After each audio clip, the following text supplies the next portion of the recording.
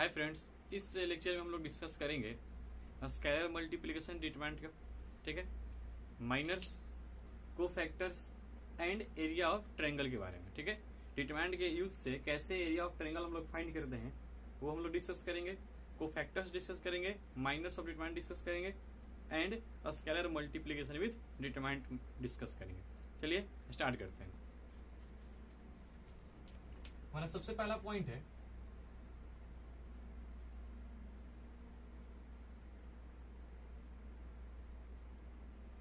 Scalar multiplication. देखिए matrix में क्या होता है कि मैट्रिक्स में स्केलर मल्टीप्लिकेशन जब होता है तो मैट्रिक्स के सारे एलिमेंट्स में होता है, ठीक है। हम कुछ भी अगर मल्टीप्लाई करते हैं अगर मैट्रिक्स में तो मैट्रिक्स के सारे एलिमेंट्स में मल्टीप्लाई होता है।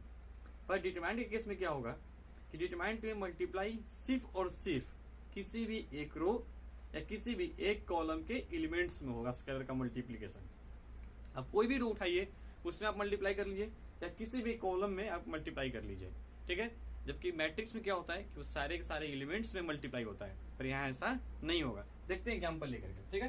जैसे मान लीजिए कि a इक्वल टू एक आपके पास डिटरमिनेंट है, मान लीजिए ऑर्डर 2 है इसका, ठीक है, ये आपके पास डिटरमिनेंट है। हमने कहा आपसे कि आप k इंटू ए फाइंड करो। k इंटू ए का मतलब है कि k क्या एक स्केलर है, ठीक है। तो आप क्या लिखोगे, k into A B C D आप लिख दो। अब क्या है कि ये जो k है आपके पास, ये k जब अंदर जाएगा तो किसी भी एक रो या किसी भी एक कॉलम से मल्टीप्लाई हो जाएगा, ठीक है। मान लीजिए हमने इसको R1 में मल्टीप्लाई कर लिया, अब इसको लिखोगे के बी सी डी, इस तरह से। आप चाहते तो इस k को R2 में भी मल्टीप्लाई कर सकते थे, ठीक है। ए बी रहने दिया, के सी और के डी, बात वही रहेगा, डिटरमिनेंट के वैल्यू पे कोई फर्क नहीं पड़ेगा। साथ ही साथ आप चाहते तो आप इस k को सिर्फ C1 में भी मल्टीप्लाई कर सकते थे, अभी भी कोई फर्क नहीं पड़ेगा, ठीक है। इस तरह से ये भी हो सकता है। हमने यहाँ पे R1 में, R2 में, C1 में, C2 में मल्टीप्लाई कर दिया। डिटरमिनेंट में जब मल्टीप्लिकेशन करेंगे किसी भी स्केलर का तो किसी भी एक रो या किसी भी एक कॉलम में मल्टीप्लाई हो जाएगा, पर मैट्रिक्स के केस में ऐसा नहीं होता है। मैट्रिक्स में सारे एलिमेंट से मल्टीप्लाई होता है। तो अब यहां से हम एक चीज ये भी कर सकते हैं, हमने भी कहा कि मल्टीप्लाई किसी भी एक रो किसी भी एक कॉलम में होगा, तो अब इसका हम रिवर्स ये भी कर सकते हैं कि डिटरमिनेंट की किसी भी एक रो या किसी भी एक कॉलम से हम कुछ भी कॉमन निकाल सकते हैं, कुछ भी फैक्टर। जैसे मान लीजिए हमने इसको ले लिया, ठीक है, इस वाले को क्या लिखा हुआ है, के सी बी और डी। हम अब यहां से कर सकते हैं कि हम C1 से कॉमन निकाल सकते हैं, क्या, के, ठीक है। C1 से जब के बाहर आप कॉमन निकालिएगा तो अंदर क्या बचेगा, ए बी सी डी बचेगा। इससे बराबर आ गया, देखिए तो ये तो था यहाँ पे भी, ठीक। तो हमने क्या किया, हमने बस इसको लेके यहाँ से उल्टा भी चल दिया। तो हमने देखा कि जब मल्टीप्लाई होगा तो किसी भी एक रो किसी भी एक कॉलम में हो सकता है। तो इसका मतलब जब हम कुछ कॉमन भी निकालेंगे तो किसी भी एक रो या किसी भी एक कॉलम से हम कॉमन निकाल सकते हैं। पर मैट्रिक्स में जब कॉमन कुछ निकलेगा तो सारे एलिमेंट से बाहर निकलेगा, क्योंकि वहां मल्टीप्लाई सारे एलिमेंट्स में होता है।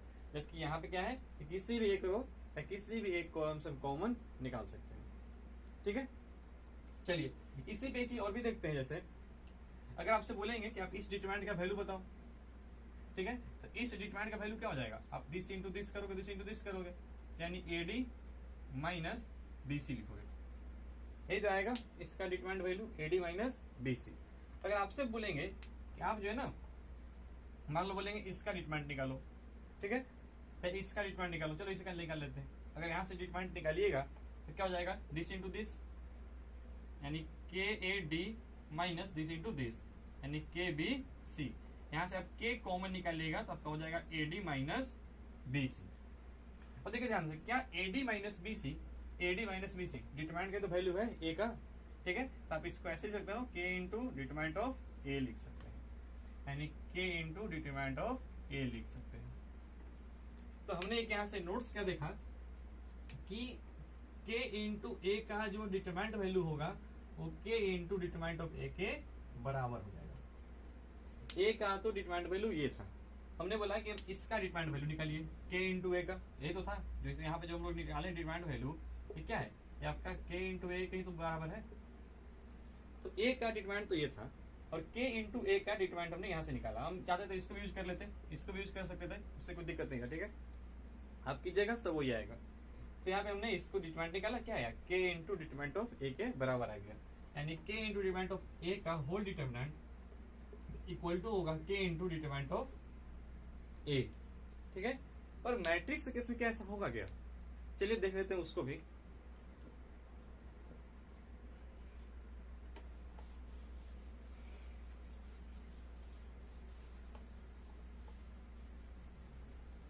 मान लीजिए कि ए एक मैट्रिक्स हो गया, ठीक है, ए आपका एक क्या है, मैट्रिक्स है। ठीक, अगर आपसे बोलेंगे कि आप सिर्फ मैट्रिक्स ए का डिटरमिनेंट वैल्यू बताइए, तो इसका डिटरमिनेंट वैल्यू कैसे निकलेगा, एडी माइनस बीसी हो जाएगा, कोई दिक्कत नहीं है। आपसे बोलेंगे ना कि आप के इंटू ए बताओ, तो के इंटू ए क्या होगा, के इंटू ए की जगह तो के मैट्रिक्स में तो सारे के सारे एलिमेंट्स में मल्टीप्लाई हो जाएगा, तो आप यहाँ पे क्या लिखेगा, के बी के सी के डी। ठीक है, अब आपसे बोलेंगे ना कि आप k इंटू ए का डिटरमिनेंट वैल्यू बताओ, तो डिटरमिनेंट वैल्यू बताओ, इसका मतलब इसका डिटरमिनेंट निकालना है, तो आप इसको पहले ऐसे लिख लीजिए, के बी के सी और के डी। और अब देखिए क्या हो जाएगा, अब तो ये डिटरमिनेंट है, यानी एक के बाहर निकलेगा R1 से, एक के बाहर निकलेगा R2 से, तो दो के हो जाएगा, यानी के स्क्वायर बाहर हो जाएगा, अंदर में बचेगा ये। और ये क्या है, ये तो डिटरमिनेंट ऑफ ए है, नहीं यही तो है डिटरमिनेंट ऑफ ए, आप इसको सोल्व कीजिएगा, ए इंटू डी माइनस बी से हो जाएगा। तो क्या आ गया, एक तरह से के स्क्वायर इंटू डिटरमिनेंट ऑफ ए आ गया, यानी मैट्रिक्स केस में के इंटू ए क्या आया, तो के स्क्वायर इंटू डिटरमिनेंट ऑफ ए आ गया। अब ये सोचिए कि यहाँ पे ऑर्डर तो 2 क्रॉस 2 था, तब यहाँ पे जैसे एक R1 से और एक R2 से के बाहर निकला, लेकिन अगर ऑर्डर m क्रॉस m होता, मान लो कि यदि ऑर्डर m क्रॉस m होता, अगर m क्रॉस m ऑर्डर होता तो टोटल नंबर ऑफ रो भी m होते, तो हर रो से एक के बाहर निकल रहा होता कॉमन, तो टोटल कितने के बाहर निकलते हैं, m के बाहर निकलते हैं। ठीक है, अगर m नंबर ऑफ रो होता है तो हर रो से एक के बाहर आता, तो बाहर में कॉमन क्या होता है, k की पावर m हो चुका बाहर में कॉमन। ठीक, देखिए यहाँ पे ऑर्डर 2 क्रॉस 2 था, तो यहाँ पे 2 के बाहर निकला, तो के स्क्वायर हो गया। अगर ऑर्डर m क्रॉस m होता तो टोटल m के बाहर निकला होता, तो यहाँ पावर क्या होता, m हो जाता। तो यहाँ से हमें एक वैल्यू फॉर्मूला मिल गया कि k की power m into determinant of a, where m is order of matrix a। देखिए अगर a एक डिटरमिनेंट था, तो k इंटू ए का डिटरमिनेंट वैल्यू जो आएगा वो k टाइम्स आ जाएगा डिटरमिनेंट ऑफ a के। लेकिन if A is a square matrix, A is a square matrix,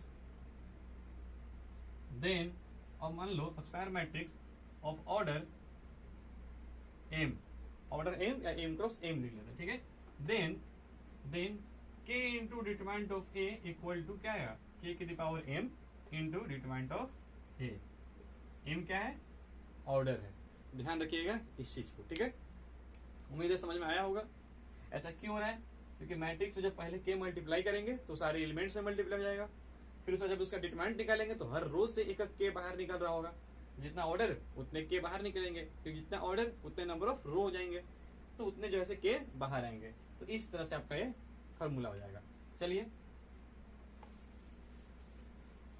तो ये था हमारा स्केलर मल्टीप्लीकेशन। कुछ एग्जाम्पल ही मान लो ले लेते हैं, सिंपल सा। मान लीजिए कि a इक्वल टू आपका लिखा हुआ है 1 2 3 4, ठीक है। बोलेंगे आप 5a बताओ, तो 5a का मतलब है 5 किसे मल्टीप्लाई कर लो, 5 10 3 4, ये भी सही है, ठीक है। यार देखिए, आप इसका डिटरमिनेंट निकाल लो, या फिर जो है 5 का मान लो तुम R2 में मल्टीप्लाई कर लो, इसका डिटरमिनेंट निकालो, सब इक्वल आएगा, ठीक है। या तो चाहे आप 5 को C1 में मल्टीप्लाई कर लो, उससे कोई फर्क नहीं पड़ेगा। चाहो तो आप 5 को C2 में मल्टीप्लाई कर लो, उससे कोई दिक्कत नहीं है, ठीक है। बात हो जाएगा आंसर हमेशा। तो क्या बोला हमने कि मैट्रिक्स में तो जब मल्टीप्लाई करते हैं स्केलर तो सारे एलिमेंट से मल्टीप्लाई होता है, बट डिटरमिनेंट के केस में ऐसा नहीं होता है, उसमें सिर्फ और सिर्फ किसी भी एक रो या किसी भी एक कॉलम में मल्टीप्लाई होता है, ठीक।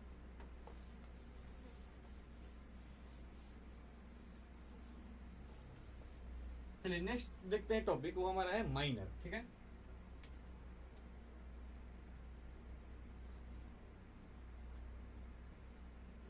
ठीक, माइनर की बात करते हैं।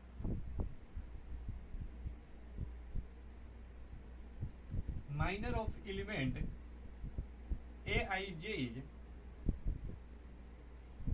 denoted as minor of element Aij is denoted as Mij। यानी अगर हमें मान लीजिए माइनर निकालना है Aij का, तो उसके हम माइनर को डिनोट करते हैं Mij से। ठीक है, and it is determinant value of and it is value of determinant and it is value of determinant which obtained by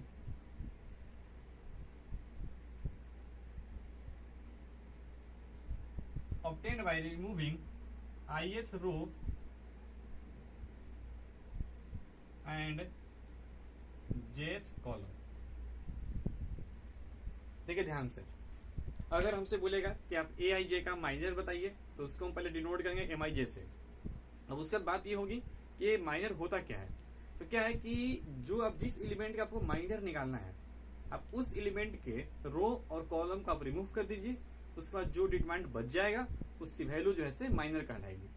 example लेके देखते हैं, ज्यादा क्लियर हो जाएगा। ठीक है, जैसे मान लीजिए कि मैट्रिक आपके पास एक डिटरमिनेंट है A11, A12, A13, A21, A22, A23, A31, A32, A33। उम्मीद है समझ में आता होगा। ठीक है, एलिमेंट्स को, लोकेशन को हम लोग इस तरह से दिखाते हैं। यहाँ पे जो एलिमेंट होगा वो क्या है, फर्स्ट रो और फर्स्ट कॉलम में है, तो उसको लोग A11 दिखाते हैं। ये फर्स्ट रो सेकंड कॉलम, तो हमेशा रो नंबर पहले आता है, तो यहाँ पे रो नंबर आपका पहले है, first row and second column है, first row third column, second row first column, इस तरह से। तो इस तरह से हम एलिमेंट्स के पोजीशन को इस तरह से दिखाते हैं। ठीक है, ध्यान रखिएगा इसको। हमेशा पहले आई जो है वो आई हमेशा रो नंबर होता है और जी क्या दिखाएगा, कॉलम नंबर। तो उसी तरह से यहाँ भी अरेंज किया जाता है। अगर आपसे बोलेंगे क्या बताइए माइनर ऑफ A11, तो माइनर ऑफ A11 को हम लोग डिनोट करेंगे M11 से। हमें A11 का माइनर निकालना है, यानी हमें इसका माइनर निकालना है, तो डिनोट करेंगे M11 से। ठीक है, और अब ये बात करना है कि होता क्या है, माइनर निकलेगा कैसे। तो क्या करना है कि आपको जिस एलिमेंट का माइनर निकालना हो, उस एलिमेंट के रो को और कॉलम को आप रिमूव कर दीजिए। जो बच गया ना वो आपका माइनर हो जाएगा। क्या हो जाएगा, A22, A23, A31, A33। अब ये सोल्व कर लीजिए, क्या आएगा, A22 into A33 minus A23 into A31, ये आपका माइनर कहलाएगा।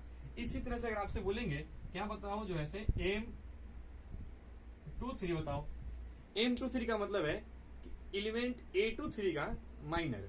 ठीक है, यानी मतलब इसका माइनर बताना है, ना। M23 मतलब माइनर है किसका, A23 का, तो इसका माइनर बताना है। तो क्या करोगे, इसका माइनर बताना है तो बस डिटरमिनेंट निकाल लो। कौन सा डिटरमिनेंट, तो जिस एलिमेंट का माइनर निकालना होगा, जिस एलिमेंट का माइनर निकालना होगा उस एलिमेंट के रो और कॉलम को आप रिमूव कर दो। ठीक है, चलो, तो इसका निकालना है तो इसके वाले कॉलम और इसके वाले रो को रिमूव कर दो। बस जिस एलिमेंट का माइनर निकालना होगा आप उसके रो और कॉलम को रिमूव कर दीजिए। क्या बच गया, देखिए तो ध्यान से, आपका है A11, A12, ये तो रिमूव किया गया है, A31 और A32, ये आपका माइनर कहला जाएगा। आप इसको सोल्व कर सकते हैं, this into this minus this into this, तो ये कहलाता है माइनर। ठीक है, चलिए एक दो और एग्जांपल एक कर लेते हैं।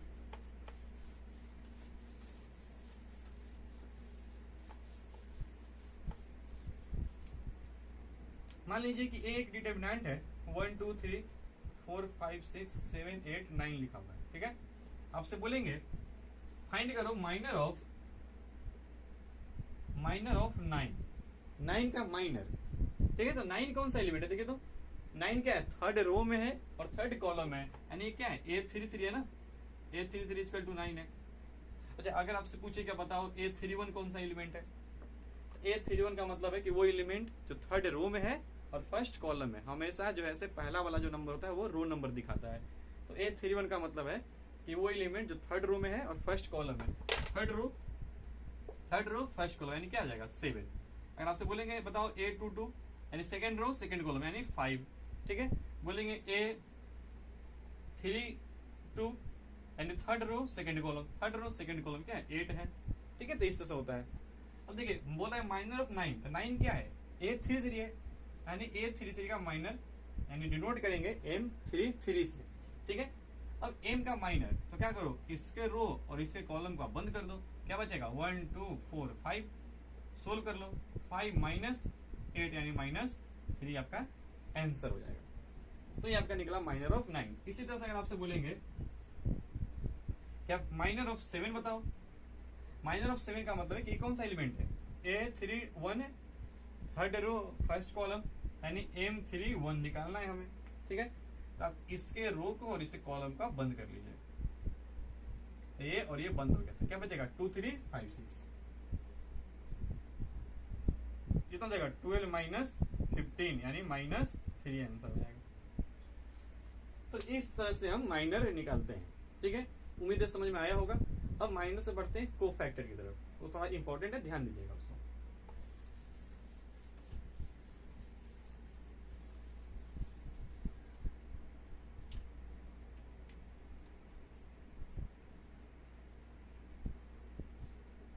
Cofactor, cofactor of element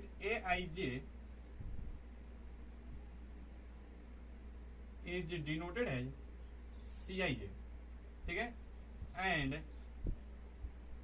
it is defined as Cij equal to -1 का होल -1 का power I plus j into Mij। ये हमारा होता है कोफैक्टर का फॉर्मूला। कोफैक्टर किसी एलिमेंट का निकालना होगा, ठीक है। तो क्या करेंगे -1 का पावर I प्लस j होगा, I और j आपको पता है, I होता है रो नंबर, j होता है कॉलम नंबर, इनटू माइनर हो जाएगा, ठीक है, उसी एलिमेंट का माइनर। देखिए ध्यान से कि अगर I plus j, if I plus j is even, अगर मान लीजिए I प्लस j इवन हो जाएगा, अगर I प्लस j इवन है तो -1 का पावर क्या हो जाएगा इवन नंबर रहेगा, तो उस केस में -1 की वैल्यू क्या हो जाएगी 1 हो जाएगी, -1 का पावर इवन रहेगा, क्या बन जाएगा 1 बन जाएगा, यानी उस केस में कोफैक्टर और माइनर क्या हो जाएगा इक्वल हो जाएगा, यानी Cij इक्वल टू Mij हो जाएगा, ठीक है, उस केस में। And if I plus j is odd then Cij किसके बराबर होगा। अब देखो ध्यान से, अगर I प्लस j ऑड है तो -1 का पावर ऑड रहेगा, तो -1 का पावर ऑड है तो क्या हो जाएगा -1 बन जाएगा, ठीक है।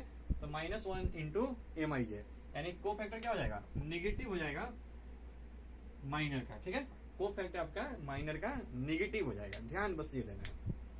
अब सोचिए ध्यान से, देखिए जैसे अगर आप बात करेंगे A11 A12 A13 A21 A22 A31 A32 A33, देखिए जब आप इस एलिमेंट का कोफैक्टर निकालिएगा, ठीक है, तो यहाँ पे क्या है I और j क्या है 1 और 1 है, ऐड कीजिएगा क्या बनेगा इवन बन जाएगा, इवन बन जाएगा, यानी इसका कोफैक्टर और माइनर दोनों क्या रहेगा इक्वल रहेगा। इसमें क्या होगा कि ये क्या है 1 और 2 क्या है 3 है, तो यहाँ पे -1 का पावर क्या हो जाएगा 3 हो जाएगा, तो -1 देगा, यानी इस केस में जब आप कोफैक्टर निकालिएगा तो माइनर का नेगेटिव हो जाएगा, यहाँ तो पॉजिटिव ही रहेगा। उस केस में इसका क्या हो जाएगा साइन, देखिए 1 प्लस 3 कितना होगा 4, तो -1 का पावर 4 रहेगा, तो इसमें कोफैक्टर माइनर का होगा इक्वल रहेगा, यानी इसमें जो है पॉजिटिव साइन रहेगा माइनर के आगे में, माइनर के आगे में क्या रहेगा पॉजिटिव 1 हो जाएगा, ठीक है। इसमें क्या होगा माइनर में क्या होगा नेगेटिव मल्टीप्लाई हो जाएगा, इसी तरह से ये नेगेटिव हो जाएगा, ये पॉजिटिव ये नेगेटिव ये पॉजिटिव नेगेटिव पॉजिटिव, यानी अल्टरनेट चलेगा साइन। कहने का मतलब कि ये पॉजिटिव रहेगा नेगेटिव पॉजिटिव, ठीक है, आगे रहेगा तो और भी ऑर्डर रहेगा, अगर 4+4 तो नेगेटिव हो जाएगा, इस तरह से ये नेगेटिव पॉजिटिव इस तरह से चलता रहेगा, इस तरह से, ठीक है। उम्मीद है समझ में आया होगा। हम लोग एग्जाम्पल ले लेते हैं, उससे ज्यादा क्लियर हो जाएगा।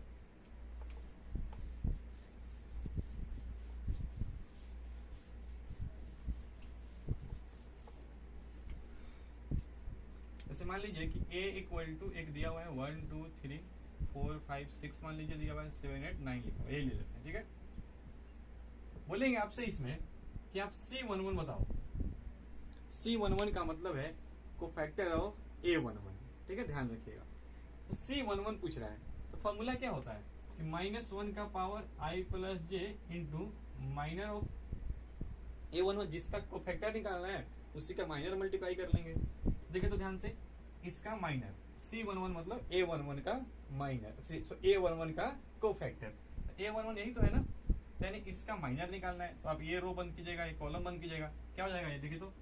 देखिए पहले तो -1 का पावर लिखेंगे, I प्लस जे, I और जे कितना हो जाएगा 2 हो जाएगा, इनटू माइनर ऑफ M11। तो माइनर कैसे निकलेगा, ये बंद, तो 9 5 जा 45 माइनस 48। तो ये तो बन जाएगा आपका +1। यहाँ से क्या आएगा आंसर -3 आएगा।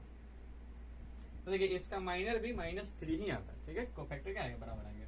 इसी तरह से अगर आपको बोलेंगे क्या बताओ कोफैक्टर ऑफ A12, यानी C12 से इसको डिनोट करेंगे। A12 यानी फर्स्ट रो और सेकंड कॉलम जो एलिमेंट है उसका कोफैक्टर बताना है। तो फर्स्ट रो और सेकंड कॉलम यही तो है, यानी इसका बताना है हमें।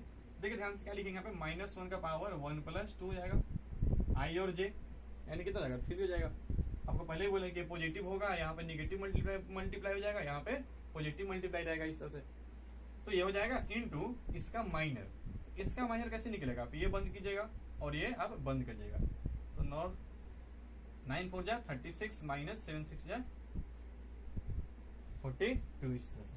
ठीक है, तो यहाँ से क्या आ जाएगा, ये आपका तो निगेटिव हो जाएगा। ठीक, और ये क्या हो जाएगा, यहाँ से आपका -6 हो जाएगा। तो यहाँ से आंसर क्या आएगा, +6 आ जाएगा। ठीक है, इस तरह से माइनर निकलेगा। और आपसे बोलेंगे आप 8 का माइनर बताओ, सॉरी 8 का कोफैक्टर बताओ। तो 8 का कोफैक्टर बताओ, तो देखो तो ये क्या है, थर्ड रो में है, सेकंड कॉलम में है, थर्ड रो सेकंड कॉलम, यानी C32 बताना है हमें।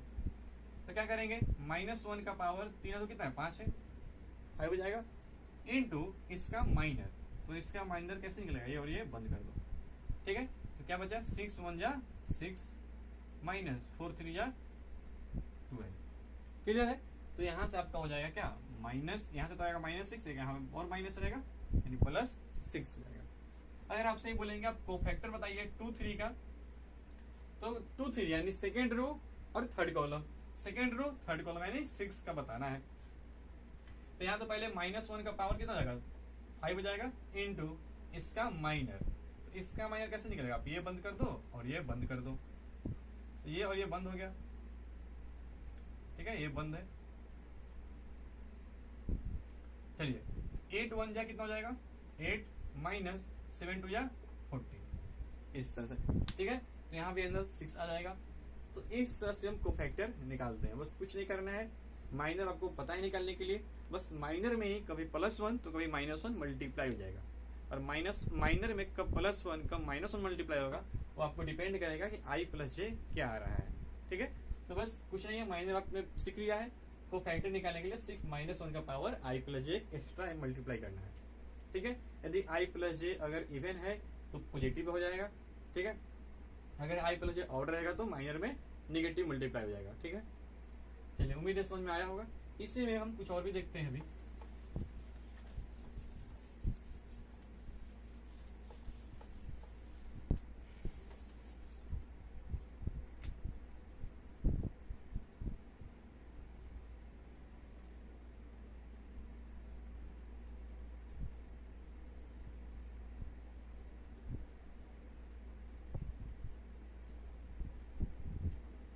ये हमारे पास एक डिटरमिनेंट है, ऑर्डर 3 क्रॉस 3 है।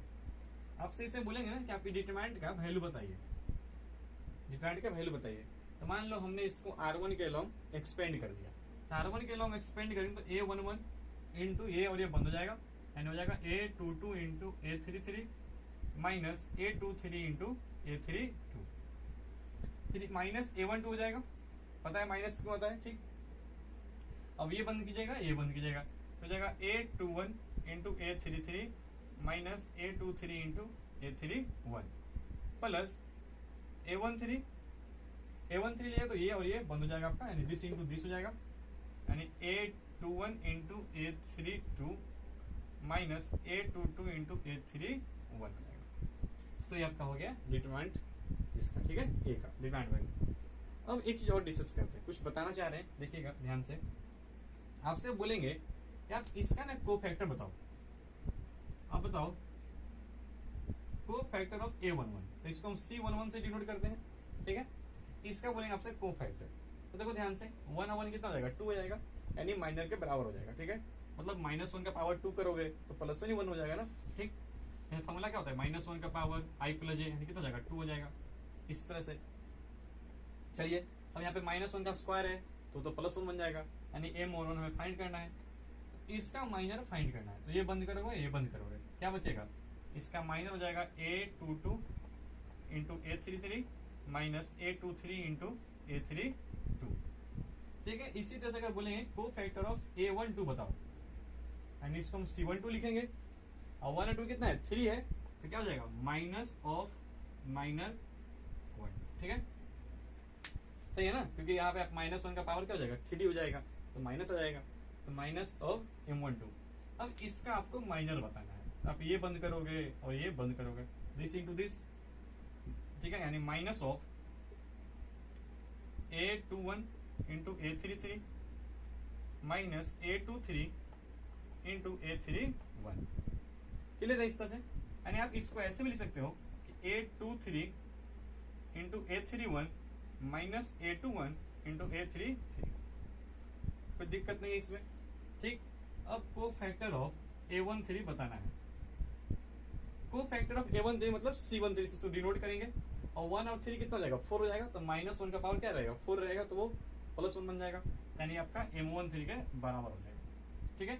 अब देखिए इसका आपको बताना है कोफैक्टर, मतलब माइनर बताना है, तो आप ये बंद करोगे, ये बंद करोगे, क्या हो जाएगा, A21 into A32 minus A22 into A31, ठीक है। चलिए अब क्या करते हैं, तो हम फिर से लौट के आते हैं यहाँ पे, ठीक है, फिर से लौट के यहाँ पे आते हैं। अब एक चीज बताइए, क्या इसको हम लोग ऐसे लिख सकते हैं क्या, तो मैं इसको मिटा दे रहा हूं, ठीक है। Determinant of A equal to लिखते हैं A11 into A22 into A33 minus A23 into A32। हम क्या करते हैं, यहाँ से माइनस ले लेते हैं कॉमन अंदर से, तो अंदर से माइनस कॉमन लेंगे तो क्या बन जाएगा, प्लस, माइनस कॉमन लेंगे तो A23 into A31 minus A21 into A33 plus, इसको सेम टू सेम लिख दीजिए, A21 into A32 minus A22 into A31, इस तरह से, ठीक। अब देखिए ध्यान से, कहना क्या चाह रहे हैं कि आप A11 तो लिख दो, और देखो तो ये जो वैल्यू लिखा हुआ है, क्या ये जो वैल्यू है ये कोफैक्टर ऑफ A11 है क्या, देखिए तो A11 का कोफैक्टर, देखिए तो ध्यान से, क्या यही वैल्यू यहाँ पे लिखा हुआ है क्या, A32 A33 minus A23 into A32, यानी हम इसके जगह पे हम लिख सकते हैं कोफैक्टर ऑफ 11, क्लियर है, प्लस A12। और देखिए ध्यान से कि ये जो लिखा हुआ है, क्या ये कोफैक्टर ऑफ A12 है क्या, देखो तो कोफैक्टर ऑफ A12 क्या है, ये आपका है, देखो तो क्या ये यहाँ पे सेम है क्या लिखा हुआ, तो हाँ सेम है, यानी इसको हम लिख सकते हैं कोफैक्टर ऑफ A12 प्लस ये क्या लिखा हुआ है A13 इंटू, तो ये जो लिखा हुआ है देखिए तो ध्यान से, क्या ये कोफैक्टर ऑफ A13 है क्या, हाँ कोफैक्टर ऑफ A13 है, यानी इसको हम C13 से डिनोट कर सकते हैं, ठीक है। अब इसको मिटा दे रहे हैं,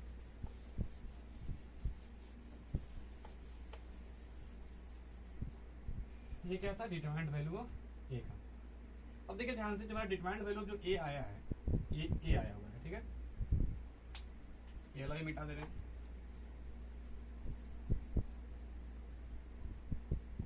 देखिए क्या है, हमारे पास एक डिटरमिनेंट था इस तरह से लिखा हुआ, डिटरमिनेंट A था एक हमारे पास, A11 A12 A13 A21 A22 A23 A31 A32 A33, ठीक है।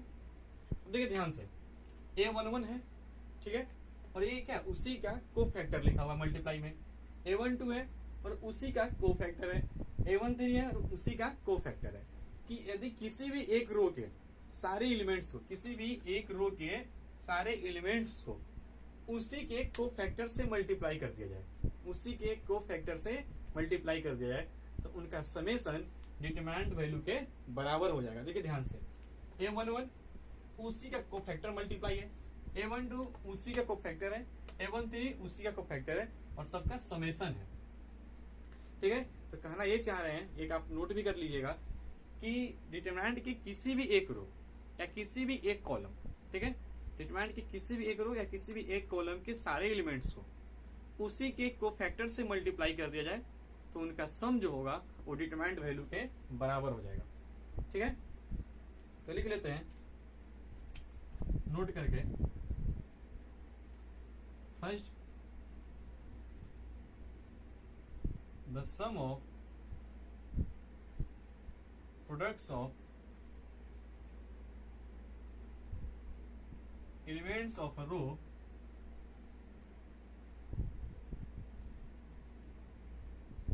or column, the sum of products of elements of a row or column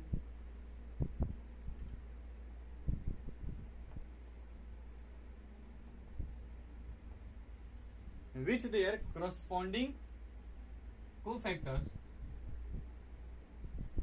the sum of product of elements of a row or column with their corresponding cofactor is equal to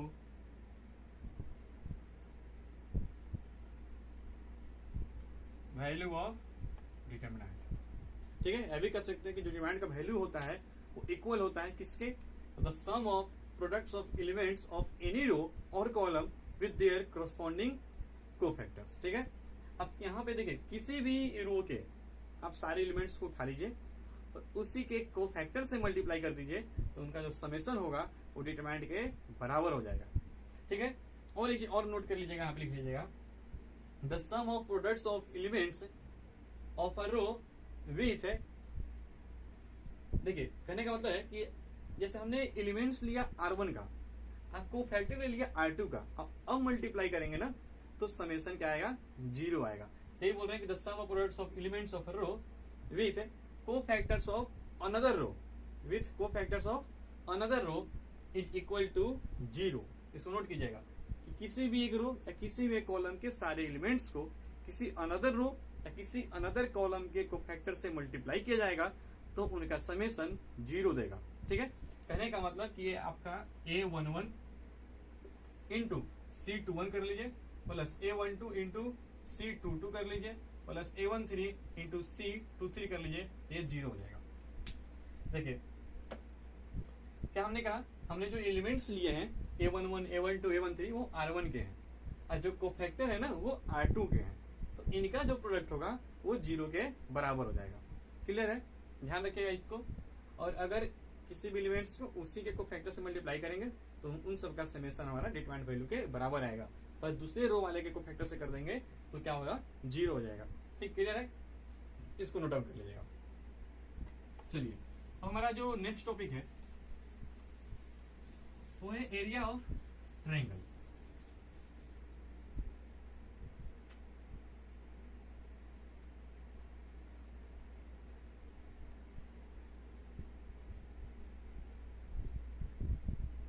area of triangle आपने 10th में formula पढ़ा होगा area of triangle का। मान लीजिए 3 vertices है triangle के, ये x1 y1 है, b अगर x2 y2 है और c मान लीजिए x3 y3 है। तो मान लीजिए 3 वर्टिसेज है ट्रायंगल के, तो आपने 10th क्लास में पढ़ा होगा एरिया निकालने का ABC का फॉर्मूला कि 1/2 into x1 into y2 minus y3 plus x2 into y3 minus y1 plus x3 into y1 minus y2। ठीक है, आपने ये फॉर्मूला 10th में पढ़ा होगा कोऑर्डिनेट ज्योमेट्री में। हम जो ऐसे क्या करेंगे कि अब हम एरिया ऑफ ट्रायंगल फाइंड करेंगे यूजिंग डिटरमिनेंट्स, या कि डिटरमिनेंट के हेल्प से हम फाइंड करेंगे एरिया ऑफ ट्रायंगल। देखिए कैसे हो जाएगा। मान लीजिए आपके पास ABC 3 वर्टिसेज गिवन है, आपको इस ट्रायंगल का एरिया फाइंड करना है। ठीक है, तो देखिए क्या होगा कि area of triangle ABC equal to, हम एक डिटरमिनेंट बनाएंगे, यहाँ पर लिखेंगे x1 y1 ठीक है, यहाँ पर हमारा हो जाएगा x2 y2, ये हो जाएगा x3 y3, ठीक है। अब डिटरमिनेंट है तो 3 रो बन रहे हैं तो 3 कॉलम भी बनाना पड़ेगा, तो एक कॉलम लिख देंगे 1 1 1। क्लियर है। यहाँ पे क्या है 1/2 भी है तो यहाँ भी हाफ मल्टीप्लाई कर लेंगे, तो अब हमारा ये हो जाएगा एरिया ऑफ ट्रायंगल, ठीक है। यानी अगर ABC 3 वर्टिसेज हैं, बोलेगा find area of triangle using determinants method, ठीक है। तो हम क्या करेंगे कि इस तरह से फाइंड कर लेंगे 1/2 इंटू दिस पूरा। तो अब ये देखिए ध्यान से, ये क्लियर हो गया। अब ये देखते हैं कि ये क्या है, ये तो एक डिटरमिनेंट है, तो इस डिटरमिनेंट का वैल्यू पॉजिटिव भी आ सकता है और नेगेटिव भी आ सकता है, लेकिन क्या एरिया ऑफ ट्रायंगल कभी भी नेगेटिव होगा क्या? तो नहीं, एरिया ऑफ ट्रायंगल तो हमेशा पॉजिटिव ही होगा, एरिया तो नेगेटिव क्वांटिटी होता नहीं है, तो एरिया हमेशा पॉजिटिव ही होगा। पर ये एरिया बराबर है डिटरमिनेंट के, और इस डिटरमिनेंट का वैल्यू कोई जरूरी नहीं कि हमेशा पॉजिटिव ही आए, डिटरमिनेंट का वैल्यू नेगेटिव भी आ सकता है। तो एक हम लोग नोट करके लिखेंगे, ठीक है। लिखते हैं पहला नोट,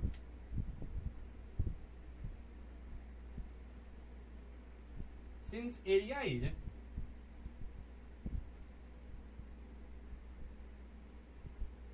पॉजिटिव क्वांटिटी, ठीक है, देन we always take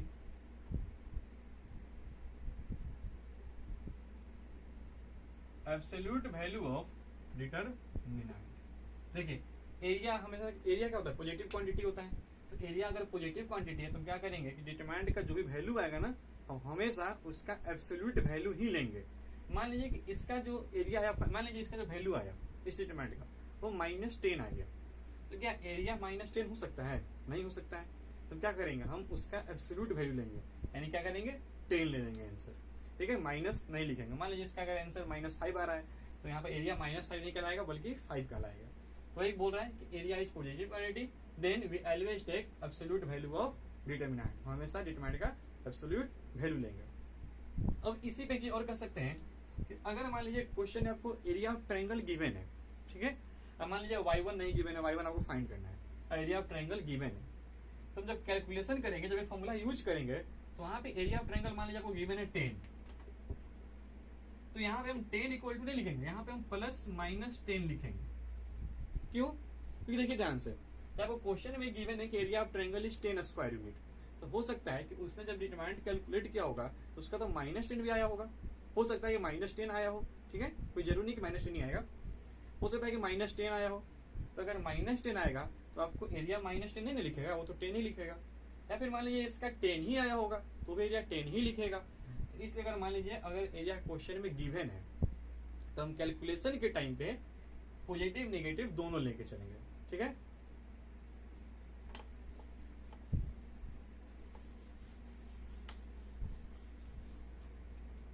देखते हैं second note, if area of triangle is given in question, ठीक है, then we take both positive and negative value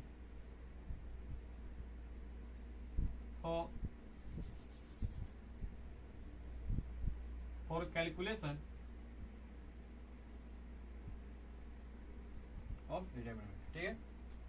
अगर मान लीजिए एरिया क्वेश्चन में गिवन है तो हम पॉजिटिव और नेगेटिव दोनों वैल्यू लेके चलेंगे, ठीक है, ध्यान रखिएगा इस चीज को। अब एक चीज थर्ड बात और, मान लीजिए कि ए बी सी, मान लीजिए ए बी और सी ये तीनों पॉइंट है, और तीनों क्या है कोलिनियर पॉइंट है, तीनों क्या है कोलिनियर पॉइंट है। अगर ए बी सी तीनों कोलिनियर होगा तो ये ट्रायंगल का फॉर्मेशन करेगा ही नहीं, यानी इस केस में एरिया ऑफ ट्रायंगल क्या हो जाएगा 0 हो जाएगा, क्योंकि तीनों कोलिनियर है, ट्रायंगल बनेगा नहीं, यानी इन तीनों पॉइंट से जो एरिया आएगा वो क्या आएगा 0 आएगा। ध्यान रखिएगा,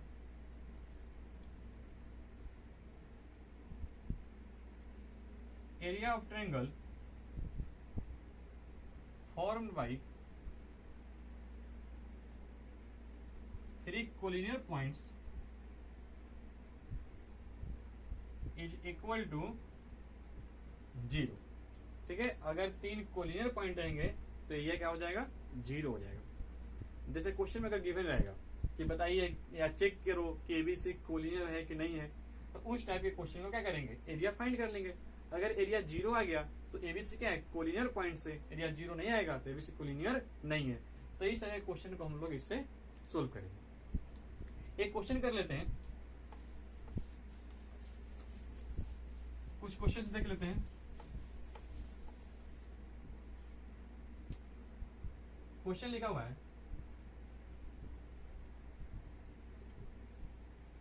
find the area of triangle formed by vertices. मान लो ये लिखा हुआ है 2,1, फिर मान लीजिए बी लिखा हुआ है 3,-2 एंड सी लिखा हुआ है मान लीजिए 0,6। ठीक है, बोल रहा है कि find the area of triangle form by vertices A B and C. A B C आपका तीनों दिया हुआ है वर्टिसेज। तुम क्या करेंगे, लिखेंगे area of triangle ABC equal to 1/2। ठीक है, 2 1 x1 y1 3 -2 0 6 1 1 1, इस तरह से। क्लियर है। अब यहाँ से क्या आएगा, ये 1/2 और आप इसको सोल्व कर लीजिएगा, एक्सपेंड कर लीजिएगा। अब किसके लॉन्ग एक्सपेंड करेंगे, तो देखिए यहाँ पे क्या है 0 है, तो हम चाहेंगे कि हम इसको एक्सपेंड कर ले किसके लॉन्ग, C1 के लॉन्ग कर लें। ठीक है, क्योंकि इजी हो जाएगा कैलकुलेशन हमारा। यहाँ से आप ये एक्सपेंड कीजिएगा तो 2, यहाँ पे ये बंद कीजिएगा, यानी हो जाएगा -2 -6 -3। ठीक है, यानी 1 -6 प्लस 0। ये 0 है तो छोड़ दिया हमने, 0 रहने दिया। यहाँ से आप कैलकुलेट कर लीजिएगा इसको, जो आंसर आएगा, आंसर क्या हो जाएगा, देखिए कितना होगा, -8 यानी 2 यानी -16 हो जाएगा। ये कितना होगा, -5, यहाँ पे -3 यानी +15 हो जाएगा। सही है, चलो कैलकुलेशन देख लेना। यहाँ सब क्या आएगा, शायद -1/2 हो जाएगा, यानी -हाफ हो जाएगा। तो अब यहाँ पे डिटरमिनेंट का वैल्यू तो -हाफ आ गया, तो ऐसा थोड़ी कि हम एरिया -हाफ लिख देंगे। हम लास्ट में लिखेंगे आंसर क्या, area of triangle ABC is 1/2 square unit. ये हमारा आंसर होगा। माइनस में एरिया तो लिख ही नहीं सकते हैं, तो लास्ट में एरिया हम पॉजिटिव लेंगे, यानी हमेशा एब्सोल्यूट वैल्यू लेंगे। पहला नोट यही था। ठीक है, तो इसको आप नोट डाउन कर लीजिएगा। बढ़ते हैं, नेक्स्ट क्वेश्चन देखते हैं।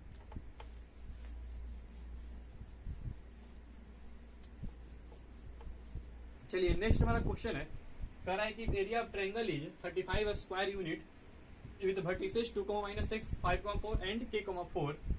Then find the value of k। बोला है k की वैल्यू फाइंड कीजिए। आपको तीनों वर्टिसेज गिवन है और एरिया भी गिवन है। चलिए लिखते हैं, एरिया ऑफ ट्रायंगल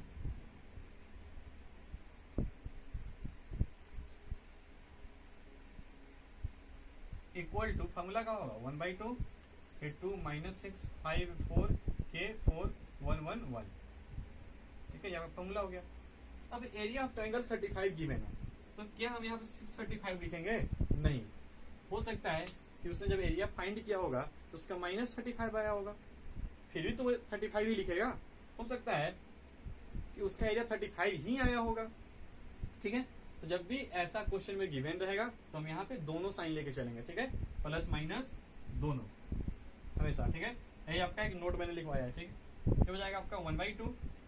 इसको मान लो हमने एक्सपेंड कर दिया R1 के लो, ये 2 हो जाएगा, 4 - 4 ये +6 हो जाएगा, 5 - k +1 × ये बंद हो जाएगा, यानी 20 - 4k हो जाएगा। ये इधर आएगा तो ये जाएगा +-70 इक्वल टू, ये तो आपका 0 हो जाएगा। ठीक है, ये क्या हो जाएगा 30 - 6k +20 - 4k, यानी +-70 इक्वल टू, ये कितना हो जाएगा 50 - 10k। चलिए इसको मैं ऊपर लिखता हूं। ठीक,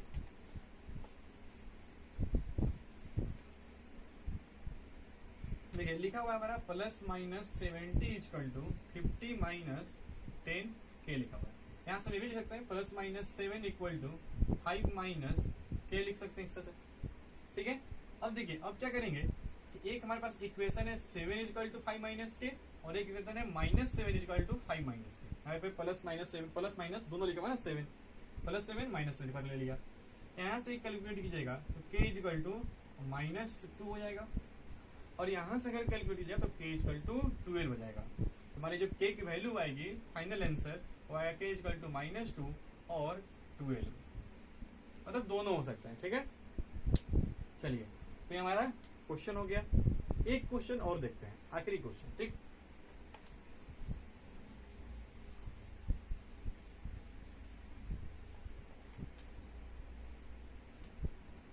क्वेश्चन है,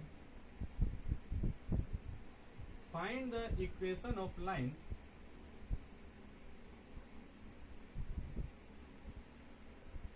ज्वाइनिंग पॉइंट्स ए, मान लो लिखा हुआ है ए 2,4 एंड बी मान लो लिखा हुआ है एंड बी -1,6, इस तरह से, ठीक है। हो रहा है find the equation of line joining point this and this. आपको जो है ए और बी दो पॉइंट है, इन दोनों पॉइंट को एक लाइन ज्वाइन कर रहा है, उस लाइन का इक्वेशन बताना है। हाँ, ये भी लिखो साथ में, यूजिंग डिटर्मिनेंट्स, ठीक है। ऐसा नहीं कि आप इसको कोऑर्डिनेट्स बनाना है, डिटरमिनेंट के हेल्प से बनाना है।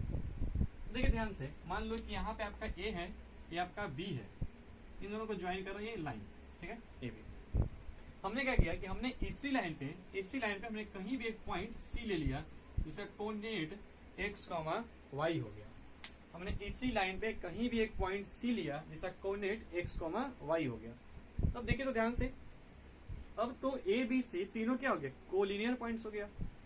ए बी सी तीनों क्या है, कोलिनियर पॉइंट्स है। यानी अब क्या होगा कि अब अगर हम इनका एरिया फाइंड करेंगे, एरिया ऑफ ट्रायंगल यूज करके, तो क्या हो जाएगा, एरिया 0 हो जाएगा, क्योंकि एबीसी क्या है, कोलिनियर पॉइंट्स है। तो वो यूज करके हम कॉन्सेप्ट को, हम इक्वेशन फाइंड कर सकते हैं। जैसे देखिए, हम यहाँ पर लिखते हैं area of triangle ABC equal to क्या हो जाएगा, 1/2, ठीक। ए 2 4 -1 6 और ये हमने ले लिया एक्स वाई, ये 1 1 y, ठीक है। इस तरह से एरिया ऑफ ट्रायंगल क्या हो जाएगा, 0। क्यों, कि एबीसी क्या है, कोलिनियर पॉइंट्स है, यानी 0 इक्वल टू 1/2, और इसको मान लो हमने एक्सपेंड कर दिया, 2 into 6 - y -4 into -1 minus x plus 1 into -y -6x, सही है। ये जब आएगा तो क्या हो जाएगा, 0 हो जाएगा, यानी 0 इक्वल टू ये क्या हो जाएगा आपका 12 - 2y, ठीक है, plus 4 plus 4x -y -6x, यानी 0 इक्वल टू, यहाँ पे इसको सोल्व कीजिएगा तो ये आपका 4x प्लस 4x -6x, यानी कितना हो जाएगा, -2x हो जाएगा। ये भी y आपका, ये भी y है, तो यानी -3y, ठीक है। 12 और 4 यानी +60, क्लियर है। यानी आप यहाँ से लिख सकते हैं क्या कि 2x + 3y = 16, ये आपका इक्वेशन हो गया, ठीक है। तो ये आपका equation of line A B हो गया, ठीक है। तो इस तरह से हम यूज कर सकते हैं डिटरमिनेंट्स का triangle, area of triangle find करने के लिए, ठीक है, लाइंस का इक्वेशन फाइंड करने के लिए ट्रायंगल डिटरमिनेंट्स को। तो ये हमारा था आज का लेक्चर, ठीक है। अगले लेक्चर में हम लोग पढ़ेंगे प्रॉपर्टीज ऑफ डिटरमिनेंट, ठीक। उम्मीद है सब समझ में आया होगा। अगर नहीं समझ में आया किसी बच्चे को तो कमेंट सेक्शन में जरूर बताइए क्या दिक्कत है, क्या प्रॉब्लम है, या फिर आप पीछे से फिर से जो है वीडियो को दोबारा आप रिपीट करके देखो, ठीक है। चलिए, थैंक यू।